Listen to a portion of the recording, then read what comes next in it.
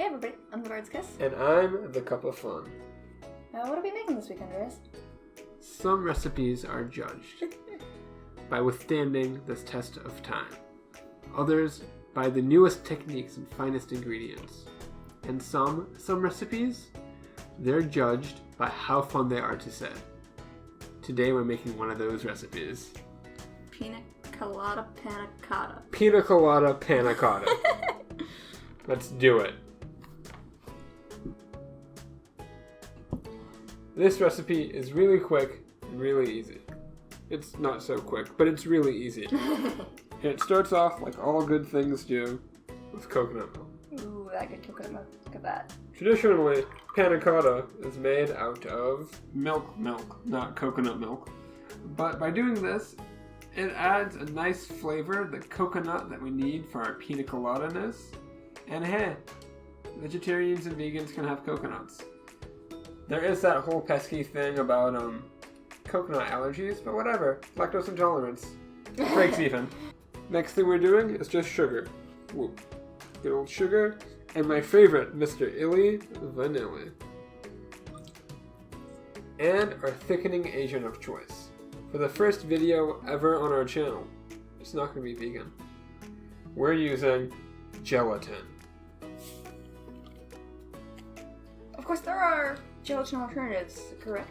There are things like agar-agar, things like a ton of cornstarch. I wouldn't recommend that one. That probably wouldn't taste very good. Things like Multitex 8. I wouldn't recommend that one either. But mostly agar-agar. I didn't do any research because I don't do research. We do research. A lot. I have heard rumors of plant-based gelatins that would work and feel more like a gelatin. But I didn't look into it at all, so whatever. And we just had this, so, you know, it seems silly to not use it. So we used it as the cat stands behind me attacking the strings of my apron. Just whisk this all together. We're going to whisk all that together and put it on the stove for a few minutes. We don't want it too hot. We don't want to destroy the gelatin. We want to get a little bit warm so the gelatin can bloom and so the sugar can dissolve into the Pina Colada Panna Cotta. So, to the stove, just a little warm. After a few moments and some aggressive whisking, hence the bubbles, we've learned that you should spread the gelatin out and not dump it all in one spot. Although it makes for a cool shot, it also leads to balls of gelatin. It's fine. Spread that stuff out. Nice lukewarm. How warm? My finger's in it. Doesn't have to be hot. Just warm enough to dissolve sugars and get that gelatin a little active, you know? And now it's time to panna these cottas. I'm going to pour it back into this measuring cup just to have a nice pouring spout. Good utensil. Now, for panna cottas, we want a vessel of some sort. We have a few shapes and sizes. We have 2 shapes and sizes. Because we didn't run the dishwasher earlier, so they're all dirty. Whatever. Just put it in a container. Think about the container beforehand. If you want to unmold your panna cottas, something like this, works great. This, the way it recesses back in, you're going to get caught on those corners. Don't do that.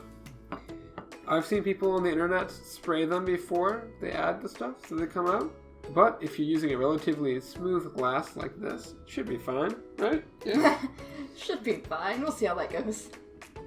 It's not exact science how much goes into each one. I'm just going to make them look pretty. It all turn out right.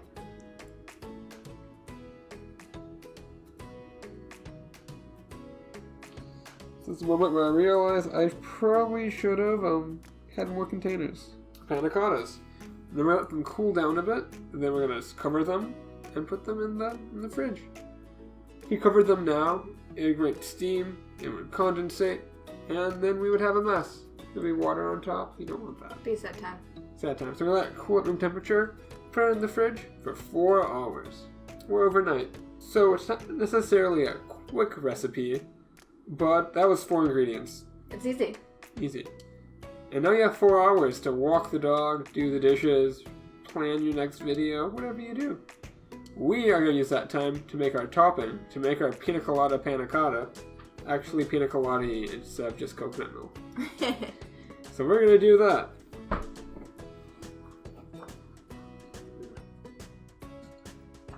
Now while that's in the fridge, let's see, 2 minutes down, that's only 3 hours and 58 minutes to go. We are going to make a pineapple compote to go over top to make this Pina Colada Panna Cotta. Pina Colada Panna Cotta. Ashlyn, why aren't we just putting pineapples in the actual panna cotta? Because it's acidic? I don't know. It's because pineapples do weird things to gelatin. Because it's acidic. Because of the acid. So, pineapples. We have a little can of tidbits. Yeah, there's a few. Left. Yeah. That little can of tidbits size a cat food can.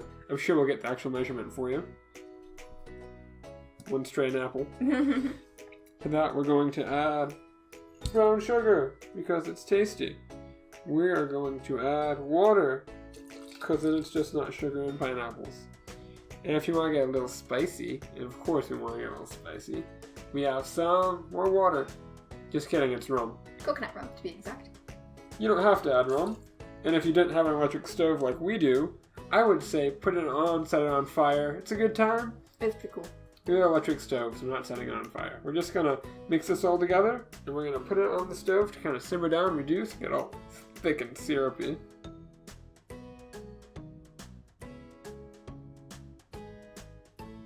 We're just going to let that guy simmer, reduce, and I don't know, kind of jam it on up. Keep an eye on it, and I'll tell you how long that takes when we get somewhere. Away. There it is. Beautiful little compote. It's a bit thin now. Don't worry. As it cools down, this is still very hot, don't touch hot sugar. As this cools down, it is going to be nice and thick. Kind of jammy. When we pour it over our Pina Colada Panna Cotta, it is going to be great. Gonna drip over the sides, all thick and viscous like. It's a good time. So anyway, wait. Panna cotta needs to set up, sauce needs to cool down. We let that go for about a half hour, just kind of simmering and bubbling, and we adjusted some things. It'll be changed in the recipe. So we'll see you in another 3 hours. Ish. See you then. Time has passed. Things have happened. We're not sure why. This happened about an hour and a half. Ashlyn has a theory. My theory is that since it's not homogenized like milk is, the fats just set up a lot quicker than they would in a milk because there's more fat instead of coconut. We're not sure.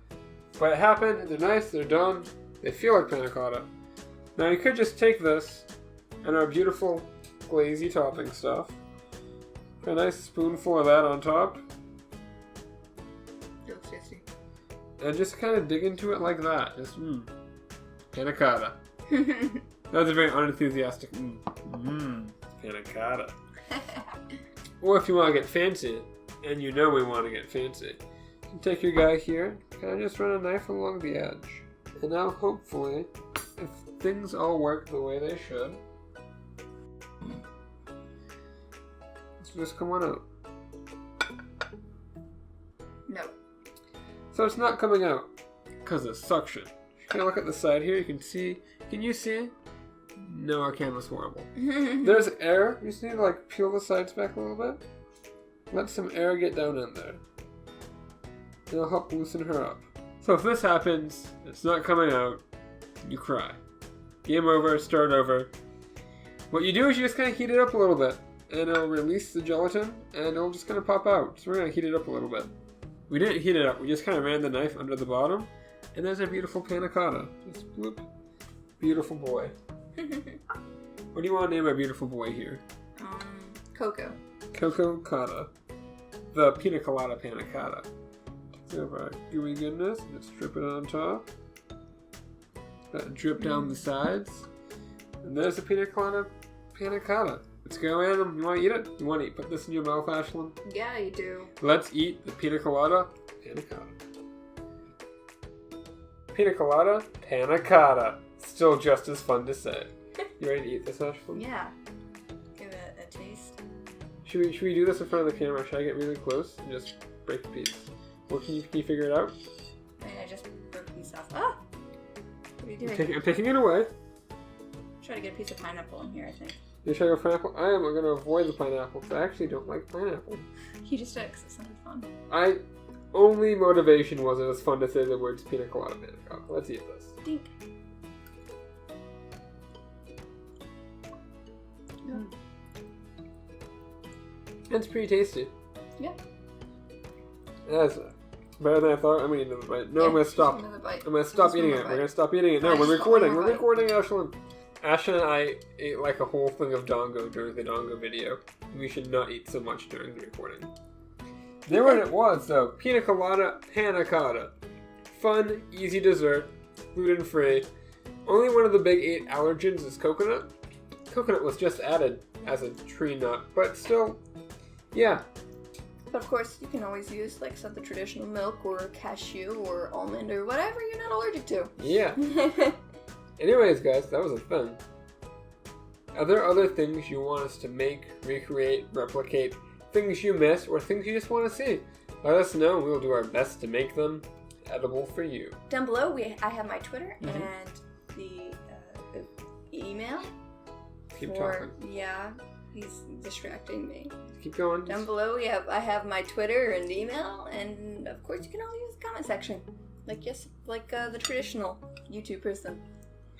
Until next time, Thanks for watching, and we'll see you in the next recipe. you guys are awesome. Bye bye.